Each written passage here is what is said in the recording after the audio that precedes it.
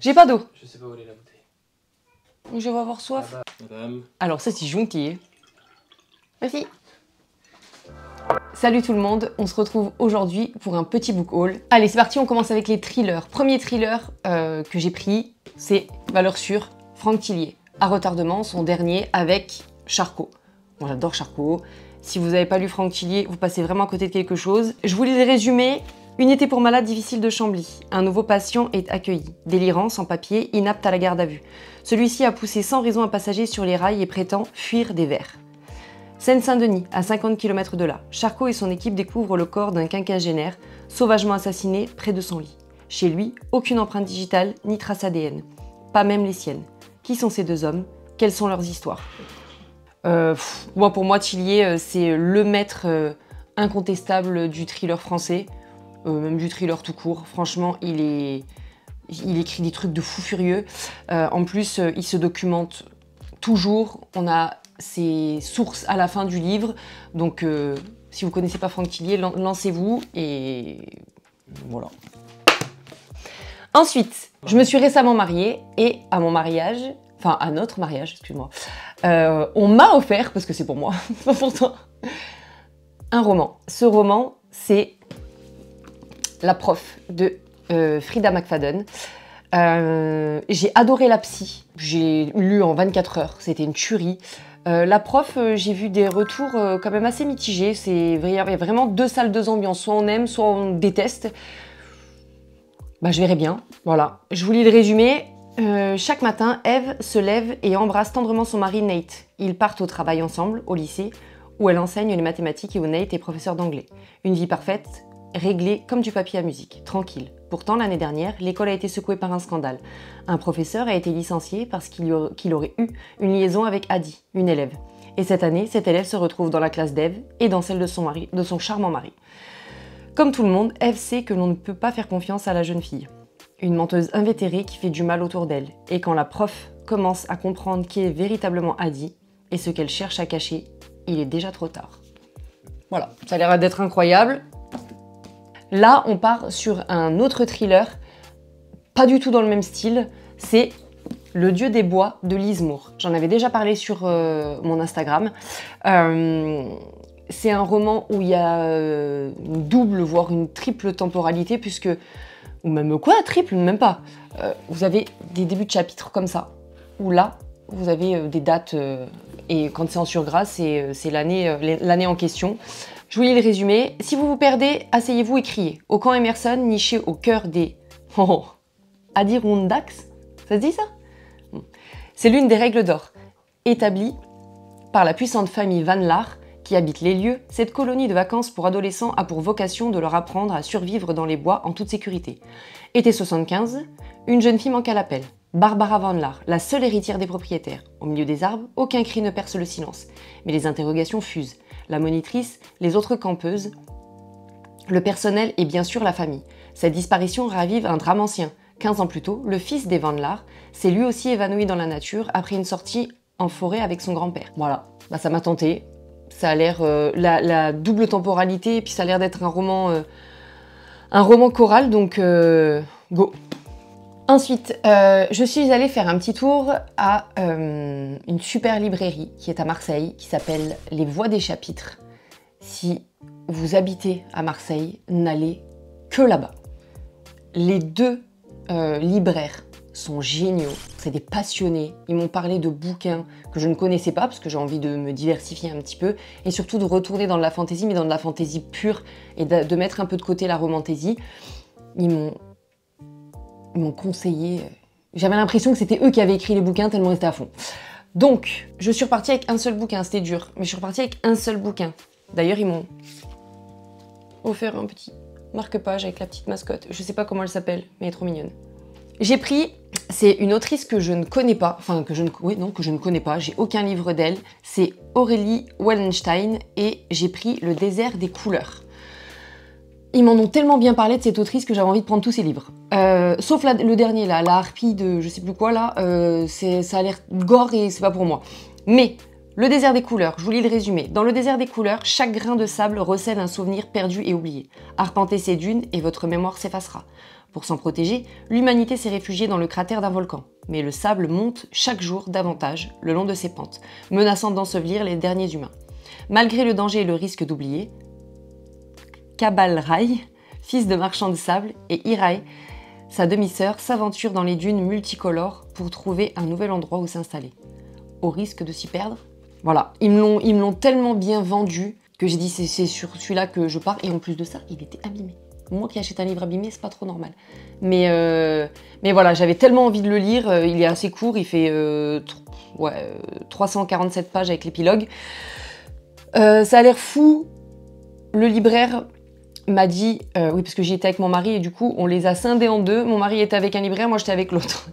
Et il m'a dit que Aurélie Wallenstein, elle dénonce beaucoup sur l'écologie, sur ce qu'on fait à la planète, qu'un jour l'être humain paiera ce qu'il fait à la nature et avec une pointe visiblement de féminisme.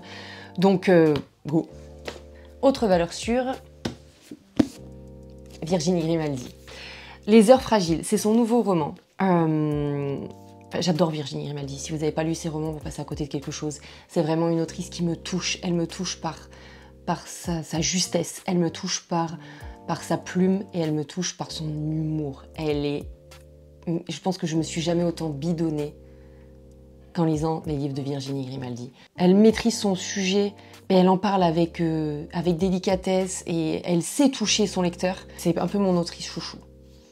Vraiment, et puis elle a l'air tellement sympa. Elle a l'air tellement sympa. Enfin, je sais pas. On a envie d'être sa copine. On a envie d'être avec elle, on a envie de se bidonner, on a envie de... Voilà. Je sais. C'est elle qui le dit, hein, c'est pas moi qui le sais comme ça. Hop là, je sais quelque chose sur sa vie. Elle puise dans son histoire et dans son passé aussi pour écrire. Et ça, je trouve que c'est une vraie force. En fait, à chaque fois qu'on lit un livre de Virginie Grimaldi, enfin moi en tout cas, je me dis « Ah, celui-là, c'est mon préféré. » C'est sûr, impossible que l'autre, il soit au-dessus. Et en fait, à chaque fois, c'est au-dessus. Toujours. Enfin, c'est au-dessus. En fait, à chaque fois que je relis un livre, je me dis « Ah non, c'est celui-là mon préféré. » Et après, je relis un autre livre, je dis « Ah non, c'est celui-là mon préféré. » En fait, ils sont tous géniaux. Donc, lisez Virginie Grimaldi. Je vous lis le résumé. Diane a toujours eu des rêves simples. Un mari, 2 enfants, un métier qui lui plaît. C'est plus que ce qu'elle osait espérer. Le jour où Seb la quitte, son monde vacille. Absorbée par sa peine, elle ne voit pas que le drame se joue ailleurs. Tout près d'elle, dans cette chambre qui fait face à la sienne, les rires de sa fille s'épuisent. Lou a 16 ans, le mal de grandir, et son premier chagrin d'amour lui arrache plus que des larmes. Quand Diane comprend, elle est prête à tout pour l'aider, y compris à retourner vers un passé qu'elle avait fui. Ok, je vais chialer. Ensemble, mère et fille marchent sur un fil. Sous leurs pas, le torrent de la vie gronde et emporte avec lui les heures fragiles. Voilà. Je vous ferai un retour, je pense... il fait 300 pages. Je pense que en plus, je viens de voir qu'il y a une double temporalité. On oscille entre 1996 et le présent. En plus, ça parle d'une mère et sa fille, donc voilà, bref. Ensuite, j'en avais déjà parlé sur mon Instagram. Je me suis prise, donc je vais faire un tour vraiment vite fait là. Blood of Hercule, d'ailleurs, merci mais pas merci, hein, les éditions Verso. Ça, et encore, j'ai lu, allez, 170 pages. Franchement, c'est assez cool. C'est mon mari qui me l'a offert. Je pensais pas Enfin, c'était pas un livre que j'avais dans ma... Pas dans ma wishlist, mais tous les mois, vous savez, je remplis des petits trucs sur mon téléphone parce qu'en fait, je peux pas tout acheter. Il y a un budget à respecter. Et donc, j'écris toutes les sorties qui me font envie et ensuite, je choisis. Et donc celui-là, il n'était pas en tête de liste. Et tout simplement parce que j'aime bien la mythologie, mais je suis pas calée là-dedans. Mais visiblement, il n'y a que les noms qui sont mythologiques. Rien à voir avec la vraie histoire, enfin la vraie mythologie. Donc pourquoi pas. Les tropes, c'est morale Y caractère, harem inversé, extreme enemy to lovers, académie de guerre, dieu et monstre, femme forte, touche-la et tu meurs, élève et professeur, bref. Ça a l'air sympa. J'ai lu 170 pages. Honnêtement, j'aime bien l'héroïne. Bon, il y a un serpent. Il y a un serpent, mais j'aurais dû m'en douter. Parce que regardez, il est juste là. Bon, mais il a l'air sympa. Donc c'est le seul serpent que je tolérerais. Voilà. J'ai pas lu assez pour vous faire un gros retour. Mais pour l'instant, ça se lit tout seul. Pour l'instant, Alexis vient d'arriver à l'académie de guerre. Et tout ce que je peux vous dire, c'est qu'Alexis, elle me touche beaucoup de par son histoire. Limite, c'est pas une vie, c'est de la survie. Et elle galère, elle vit dans la violence, dans la pauvreté et tout, etc. Elle est bègue. Vraiment, c'est pas facile pour elle. Et en fait, là, j'en suis à... voilà, il y a eu un test et le test a révélé que c'était une Sparte. Donc du coup, elle est balancée... elle est balancée, je dis. Elle est forcée d'entrer à l'académie de guerre, avec des mentors comme Achille, Patro, c'est le duo écarlate, et il y a des profs, le prof c'est Charon, Auguste, fils de la guerre, enfin bref, voilà. Là je vais passer, pareil, je l'avais montré sur Instagram. Si vous n'en avez pas entendu parler, c'est que vous n'aimez pas la fantasy, parce que vraiment, il avait été édité il y a très longtemps, mais la maison d'édition, merci mais pas merci, hein, d'ailleurs, je sais plus qui c'est cette maison d'édition, mais qui avait édité le tome 1 et s'était arrêté là. Donc j'ai jamais pu le lire, parce que lire un tome 1 et pas avoir la suite, vu que je l'ai pas en VO, ça sert à rien. Donc, je me suis pris La guerre du pavot de R.F. Kuang. Allez, je vous les résume. Les relations entre l'empire du Nikan, je vais dire, et la fédération de Mugen ont toujours été conflictuelles. Lorsque l'empire se retrouve affaibli, la fédération en profite pour l'envahir. 2 guerres du pavot sont nécessaires pour vaincre et repousser l'ennemi mugenais vers le large. Des siècles plus tard, au sud du Nikan, la jeune orpheline Fang Runin, franchement, ne m'en voulez pas, qui n'a connu que la misère, se retrouve fiancée contre son gré. Génial. Pour échapper au mariage, elle se lance à corps perdu dans la préparation du Keiju, un exigeant concours qui lui ouvre les portes de l'élitiste académie de Singard.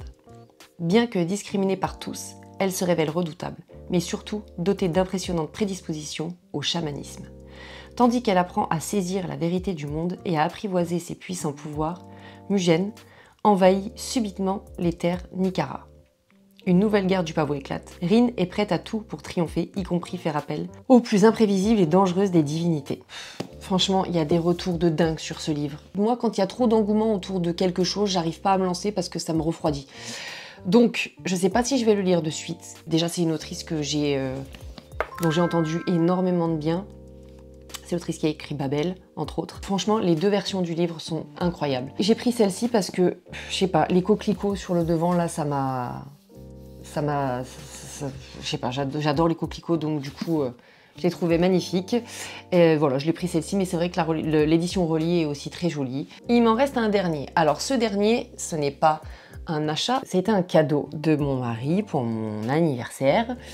C'est un auteur que j'avais hâte de découvrir parce que j'en entends que du bien par rapport à ses bouquins qui ont un succès énorme, par rapport à l'homme qu'il est. Apparemment, c'est une dinguerie ce gars-là. Donc j'ai commencé L'ombre des dieux de John Gwynne. J'ai pas lu beaucoup parce que franchement, vraiment, il y a du taf. C'est écrit minuscule, donc en plus je suis crevée en ce moment, donc voilà, en fait il est pas gros, mais finalement il fait 440 pages. Mais par contre c'est écrit tout petit et le livre est quand même grand. Voilà, c'est-à-dire que voilà, il est quand même plutôt plus grand que les autres. Je pense que, enfin, je vais quand même vous lire le résumé, mais je pense que vous l'avez déjà tous vu passer, puisque le tome 1 est sorti quand même il y a un moment. Là, il y a le tome 3, c'est pour ça qu'il est en tournée, parce qu'il y a son tome 3 qui sort. Donc je vous lis le résumé. Après une guerre dévastatrice ayant mené à leur extinction, les dieux ont laissé derrière eux une plaine dévastée, Vigrid.